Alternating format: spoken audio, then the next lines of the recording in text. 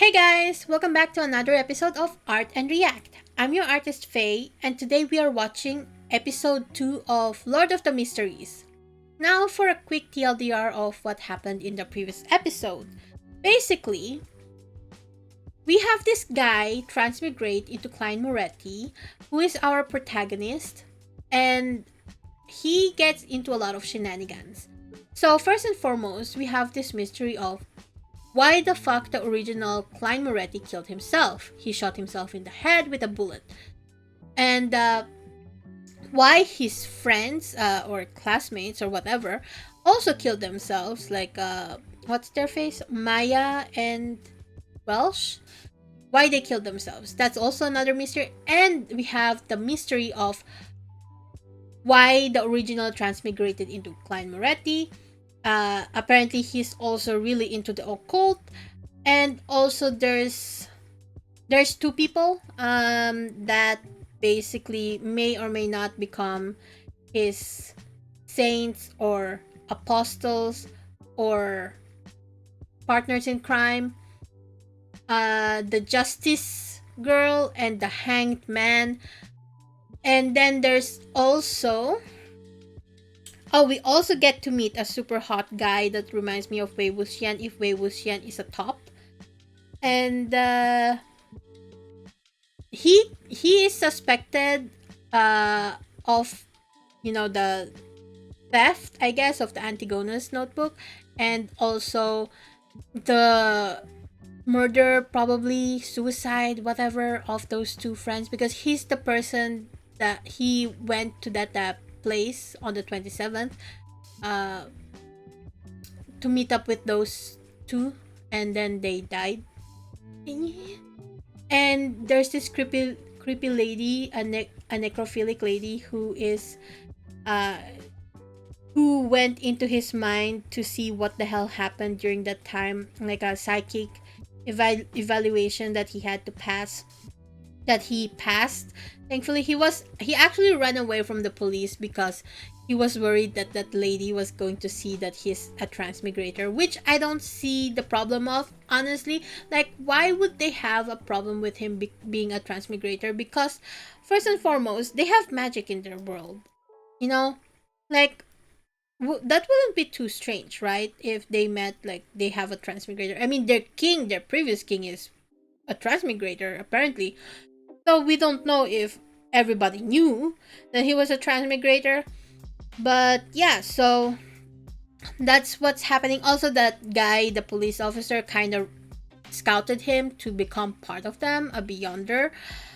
And yeah, that's pretty much it. That's what happened in episode 1, which also has like 30 something minutes of showtime.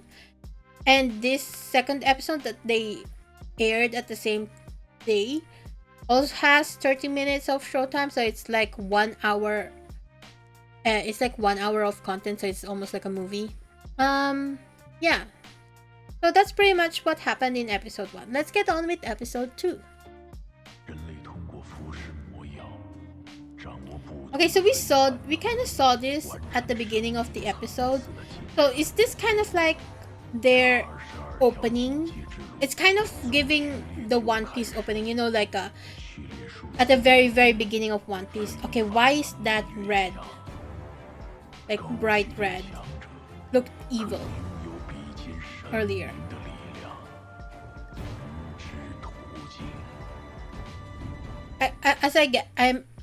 If you've ever watched One Piece, well, whoa, look at that art. It looks like concept art almost. Anyways, as I was saying, if you guys haven't watched One Piece like ever, I'm going to explain why I said that it's kind of like One Piece earlier. It's basically the narration stuff. It reminds me of at the very beginning of One Piece, like the first couple of episodes. Well, not a couple of, first couple of seasons. There's always this narration about Goldie Roger and how he inspired all the pirates to become pirates and search for One Piece. So it kind of reminded me of that, you know. And then it segues into like the opening, the actual opening of the show, the song. But we don't get a song, so that's a difference. We'll see in episode 3 if it's actually the opening, you know, for this show. Also, again, it's very curious that they have such a blood red moon. Is there like a special reason why the moon is red? Or is it really just for aura farming and aesthetic purposes? Also, why did all those moths die so fast just by touching the light? Also, that is a very suspicious looking feather. It's pretty, but that's not a normal feather. I haven't ever seen a feather that's transparent before.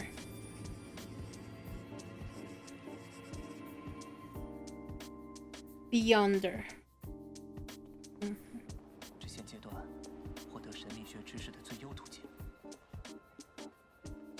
So why does he want to learn about the mysticism? Is it because it's the only way for him to find out how to return home? No! That's animal cruelty, what they're doing. What the fuck? Also, aren't they underground? Or are they above the building? Because if they're underground, why is there light coming through from the window? Also, their lights are turned on. Did you guys notice that in the previous scene? Like here, wait. There, the lights are turned on in the background. They're wasting energy.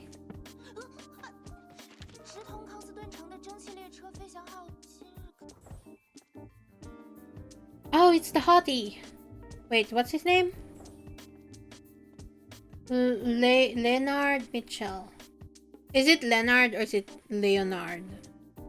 Evernight Goddess Nighthawk, Midnight Poet. He does seem like a poet. He looks very fruity.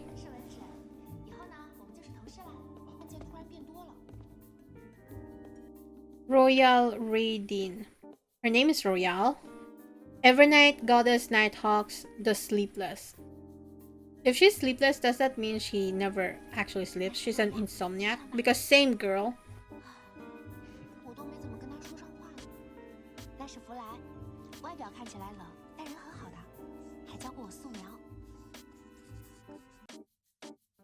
Right. No last name? Evernight Goddess Nighthawks, the Corpse Collector? What? Why would he need corpses for? Ken Lee. Oh wait, I didn't read what's written there. I spaced out for a bit trying to figure out what he's doing with his hands. Kenley White, Evernight Goddess Nighthawks, the Sleepless. He's also a Sleepless. So why are there two titles for that? Huh.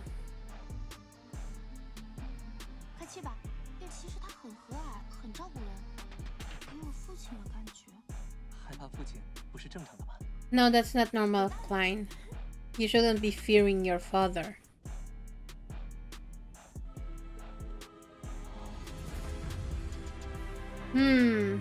That was kind of a weird animation. Like the one with the shadow.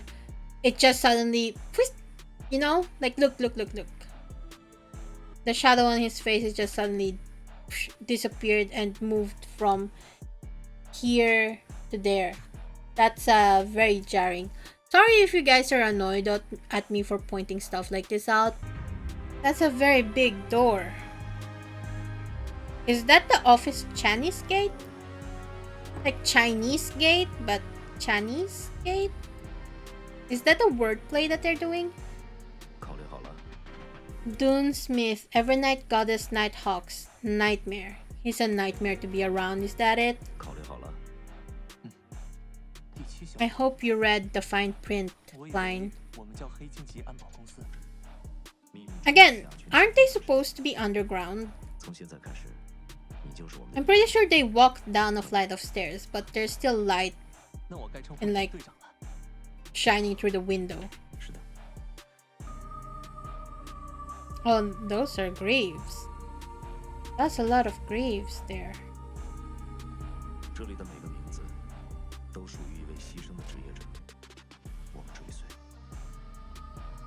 Oh!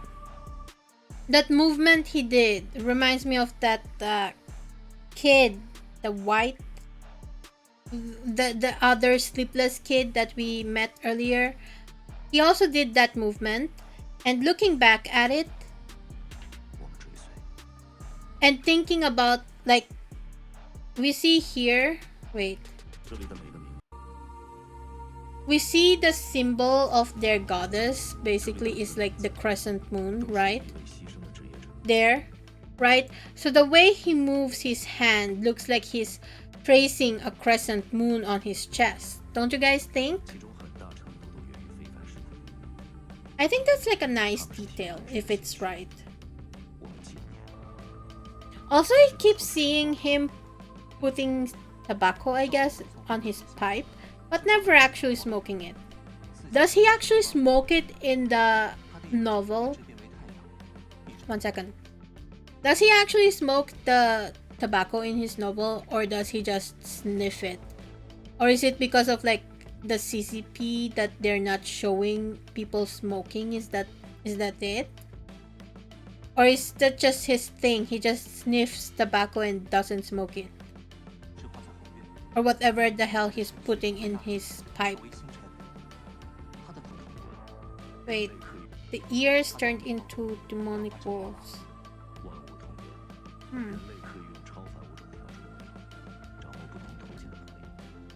Wait, so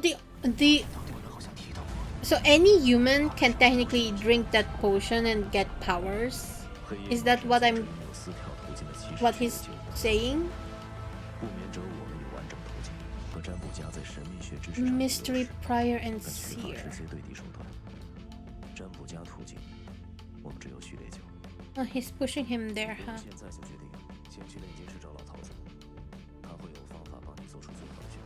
Wait, let's go back. The Church of Evanite Goddess has sequenced 9 potions to 4 pathways. So, from what I'm getting, sequence 9 is like the lower level of the power, right?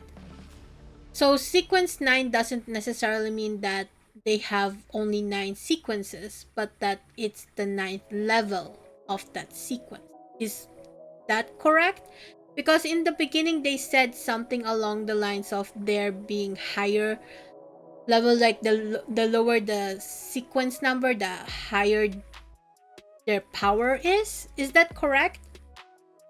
And since there's 4 pathways, what are the 4 pathways, like the classes of what we're getting? Like, kind of like, I'm trying to think of it in like an MMORPG game thing, okay? So kind of like, if you're a mage, for example, you're a level 1 mage, sequence 9, level 1, whatever, and you have 4 different pathways or 4 different elements that you can choose. Would that be considered the 4 pathways that you can choose, for example, to become a water mage? So you're going to be a water mage forever because there's only 4 pathways to that goddess, sequence 9 goddess. Is that it?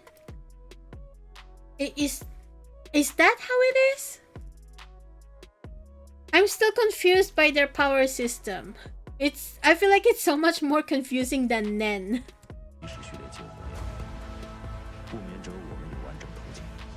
The complete sleepless pathway. The corpse collector is a pathway. So that means that the others are also pathways. So wait, we have the midnight poet, from the haughty. Then they mentioned the corpse collector, and then there's the nightmare, then there's the sleepless. So there's already 4. But apparently there's also the seer, and what was the other one? Mystery prior. So there's actually 7? Huh? Am I counting it right? Or 6? And also, wasn't there also like the lady, the necrophiliac? Is she a corpse collector? Or is she a mystery prior?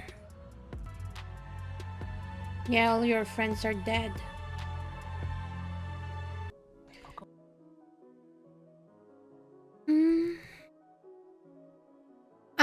I wonder.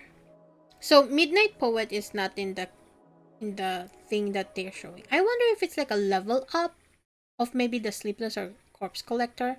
So this is like the 4 that they're suggesting is just like the base power, basically. The base power, basically. So it's like the base, and then they level up and they become Midnight Poet or Nightmare. Is that it? Is that what's going on here? Because he's only suggesting four, right? I was expecting I was low-key expecting a loli to come out. Kind of like Beatrice. Bea-chan.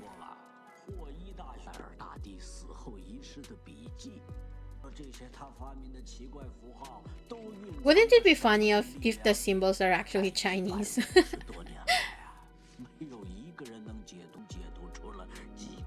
Wait, isn't that Chinese? I can see it on the paper already. So it is Chinese. This is funny and also low-key true, because I keep thinking that if I were ever to transmigrate into like some sort of fantasy novel, I would definitely use like write in a language that nobody could ever read.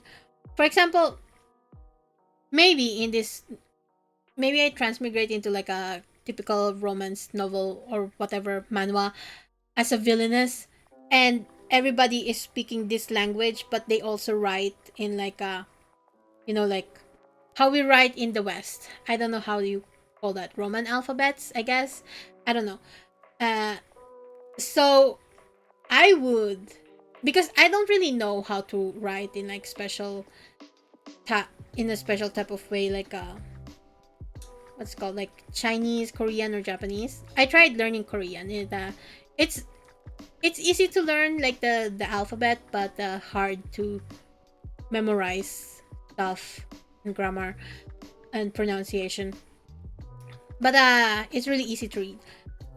But if I were to transmigrate, I would actually write in a diary in a different language. Maybe I'll write in a language that nobody will ever know. Perhaps they will be speaking English with me, or a completely different language. Then I will write either in English, Tagalog, or German. Or maybe I'll mix both. I'll mix all 3. Who knows? I'll write in Taglish. With a sprinkle of German and Swiss German in it, yeah? Like, I feel like that just makes sense, yeah. I was gonna say, yeah.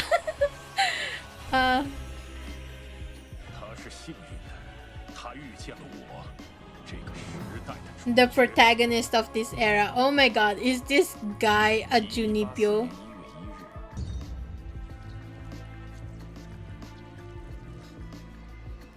Oh, that's a nice transition into like the bookshelves, from the blood to bookshelves. Very nice.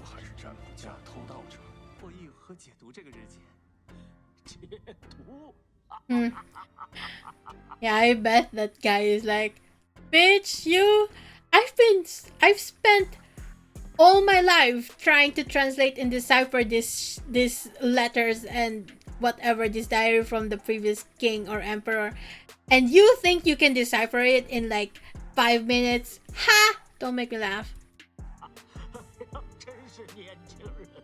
That's probably what he was thinking in his mind. You young people.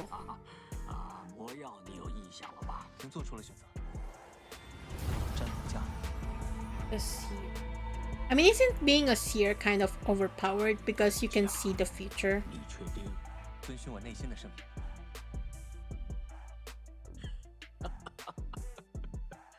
Yo,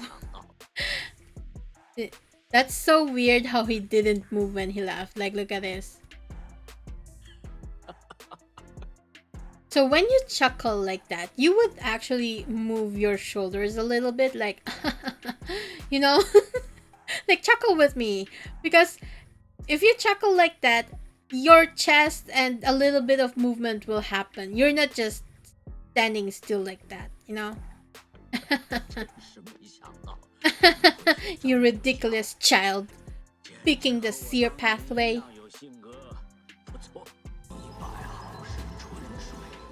Oh, he's doing human alchemy. Edward Elric will not approve. Or do you guys think he'll approve of that? You know, I kind of want to. I kind of want to know how Edward will, you know, react to a world like this.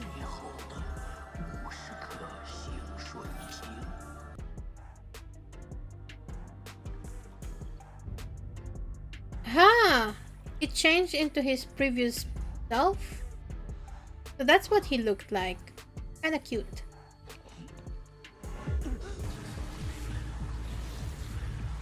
What is Hornatis and Flickria? So if anybody can have powers just by drinking that potion, why don't they?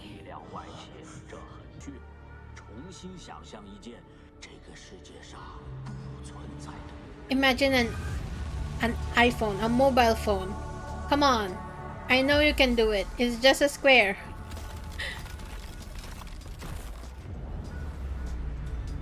Is he gonna imagine an airplane? Because that's the last thing he saw when he died and jumped. Oh, Hottie!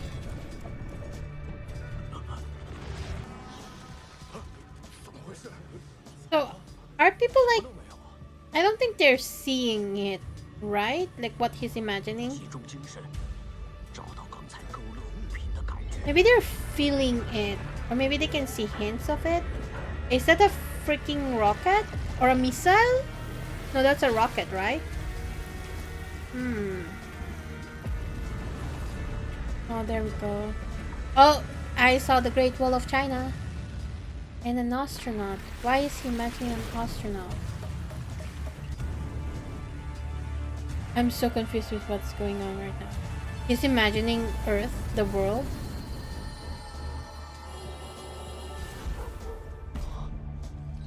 Did you guys hear that? There was a woof woof. Did he imagine a dog? Also, his eyes are kind of low-key creepy right now. He reminds me of Illumi. Oh, creepy.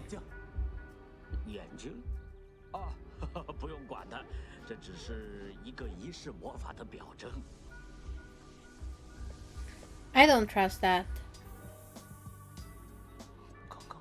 I think they're just people watching the Beyonders, I guess. Or maybe they're the gods who...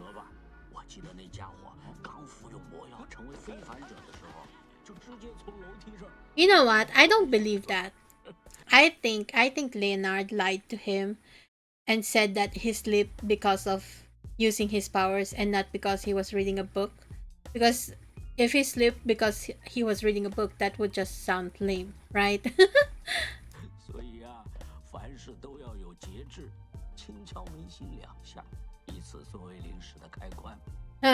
They have an on and off button. Nice.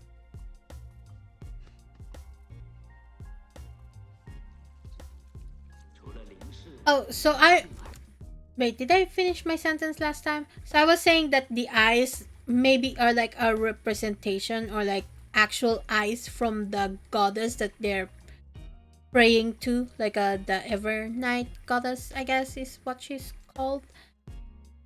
So I wonder that if she's like watching all of her believers, disciples, whatever.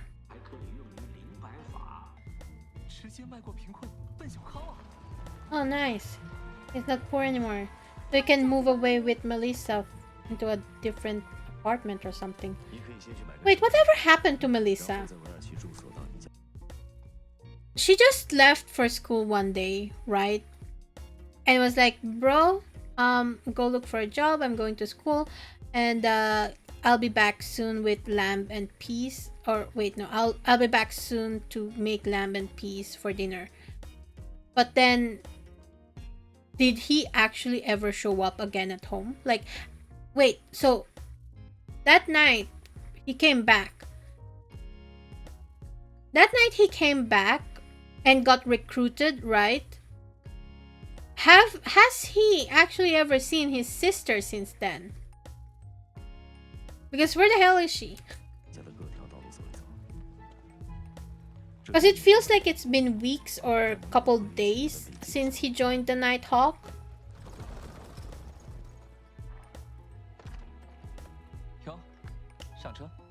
Oh, the fruity guy is here. Zest Fest. Lord of Mysteries. Not so fast, not so fast. Lone Kingdom. Located on the east of the northern continent. Founded by the Augustus family in the 4th epoch. Main churches, the Evernight Goddess, the Lord of Storms, the God of Steam and Machinery. Brief history of Lone Kingdom. Hey, where's the brief history? Oh, that's the brief history. So, you guys know that the transition that we got earlier, the one with the book, it reminds me of like what Attack on Titan does when it's time for a commercial or something. They would usually put some stuff in between for people to read quickly about information about like the Titans or the 3D maneuver gears and stuff. It reminds me of that. It's really nice lore drop and information at the same time. I really like it. Like, this looks so 3D, you know, like not in a bad way, but like in like a AAA game type of way. God, he's so hot and also so fruity. Look at him just sitting there with his legs crossed like that, with that smug smile on his face. Really, that guy just looks so much like Wei Wuxian, you know? Look at that smile!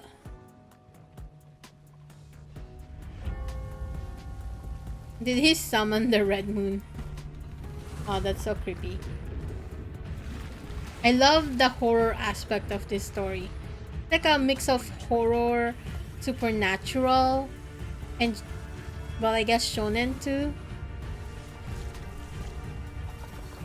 Because a lot of the time, some shonen mangas or animes actually have very creepy stuff going on in the story. But because of how colorful everything is, it doesn't really feel that dark, you know, like that horrifying. Is he like possessed right now? Oh god, that guy was just looking at him with that smirk. Oh, I shipped this two already. I just know that this two will get shipped a lot. I can smell it. My Fujo senses is tingling.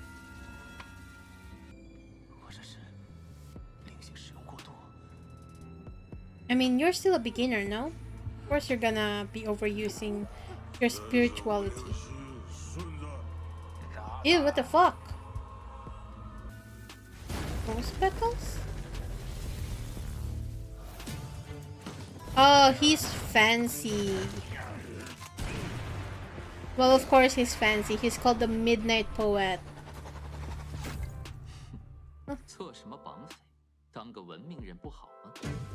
God, he... Okay, he also reminds me a little bit of Hua Chang. Ah!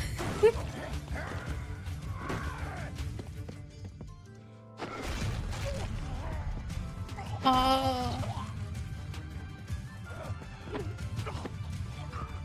You guys don't see it right now, but I'm grinning like crazy. I am weak when it comes to pretty anime boys. Especially like him. Oh, it's that feather again from the beginning. I like how he's such a fancy pants, but he's just you know, using his fists. It's like fist fighting basically. So he's either a what was it? Sleepless or a corpse collector. Oh, damn! He can transport around. I think he might be a corpse collector, because I feel like that's something he'd do. You know, with that type of power that he has. I don't know. He just seems like someone who would do that. And then he leveled up to Midnight Poet. Oh, what's with the shadows?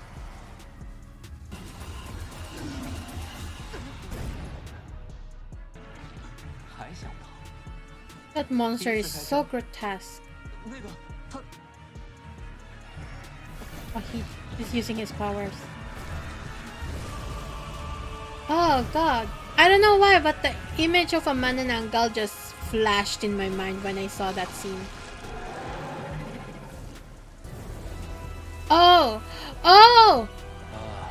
Did he just summon a domain expansion? Oh, he's so beautiful. I'm guessing he's reciting a poem.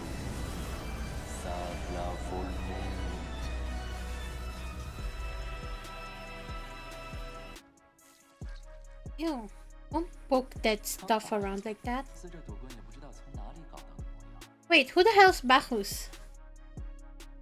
Bacchus. Or maybe Bacchus is like one of the people who kidnapped the kid.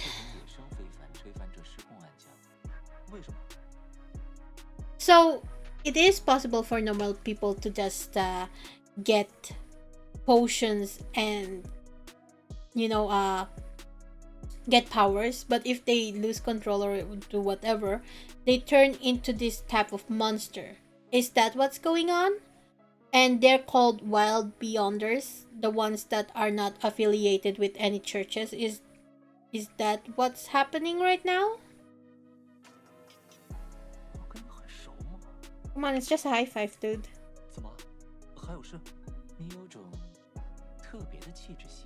Ah! I knew it! Zest Fest! Fruit! It's a fruit basket! Oh, come on, KLEIN. Don't be like that. You're from the 21st century. Probably. But you know airplanes and astronauts and stuff like that. What have you observed? Who's he listening to? Oh, his shadow just shape-shifted. It changed. On that scene earlier, when the monster was like hiding in the shadows, we saw the shadows move around. Did he control the shadows to like get away so that KLEIN can focus on finding the monster? Is that what happened? Maybe I really should read the novel, even if it's just up to this episode. Ah, I think his hair just flickered. Like, watch here, watch here. Like here. There. See, it like the strand of hair that he had here vanished. And then it appeared again. Somebody made an animation error.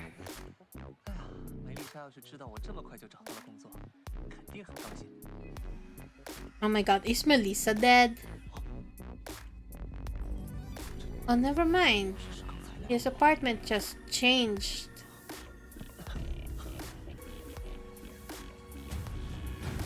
Don't open the door. There's something creepy in there for sure. Oh, it's just a window. Okay, never mind.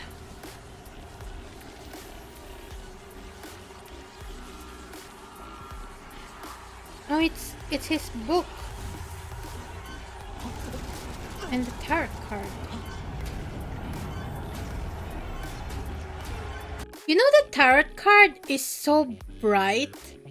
It's like really, what's it called? It really clashes with the whole aesthetic, you know? Also, I just remembered this art style reminds me so much of Kuri Huang. If you guys don't know her, she's like a really famous artist. I really love her art style, and she does like book covers and stuff like that.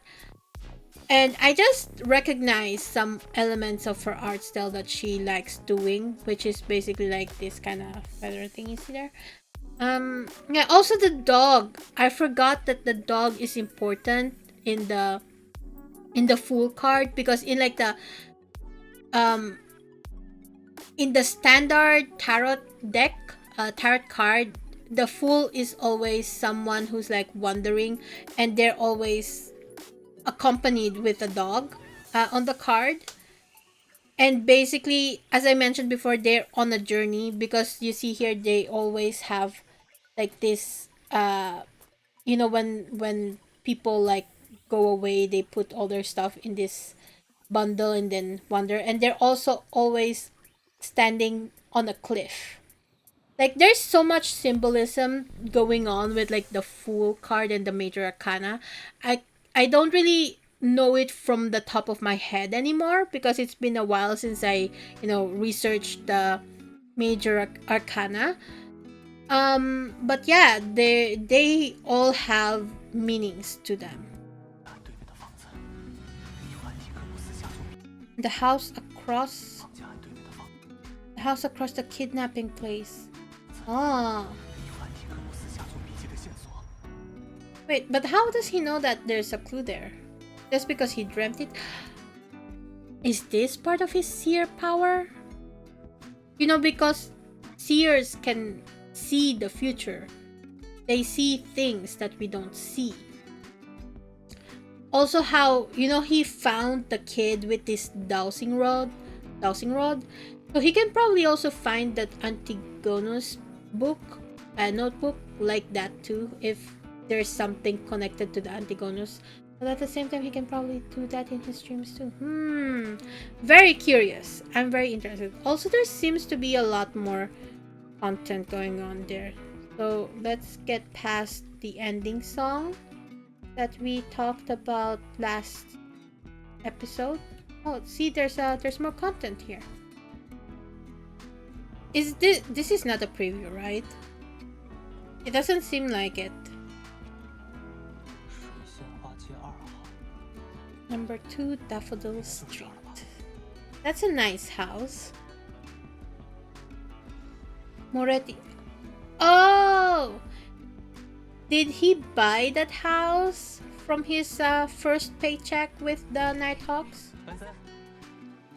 Benson? So they're like 3 siblings. Okay.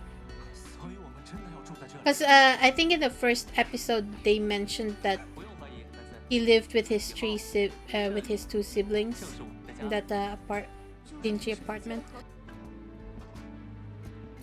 It's the lamb and the peas that they promised each other. So KLEIN is also a good cook. He's a perfect wife material. Is that the outfit that he'll become famous for?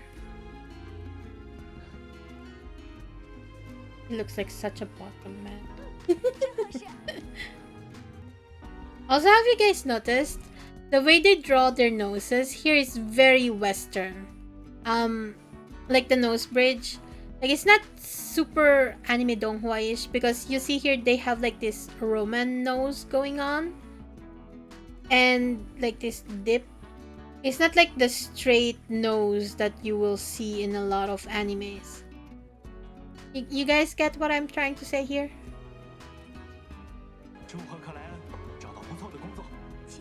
Do they know that he works for the Nighthawk?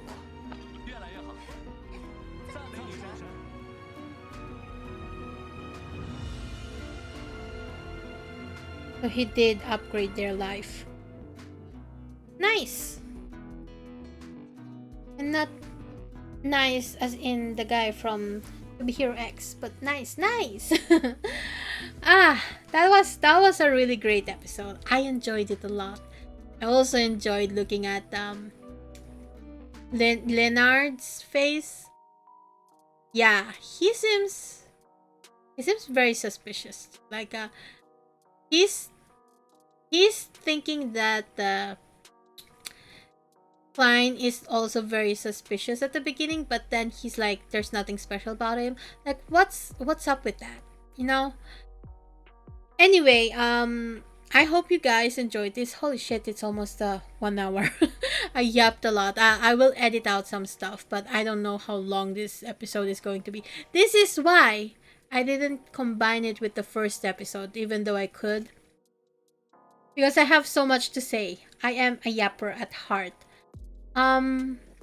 Yes, anyway, before I go, please leave a like, subscribe, and a comment. It really helps my channel out a lot. And also, check out my webcomic Dreaming of Aurora if you have time. And finally, thanks to my patrons, Robek, Bonarik, and J. Voljevolitska for the support. I'll see you guys next time. Bye!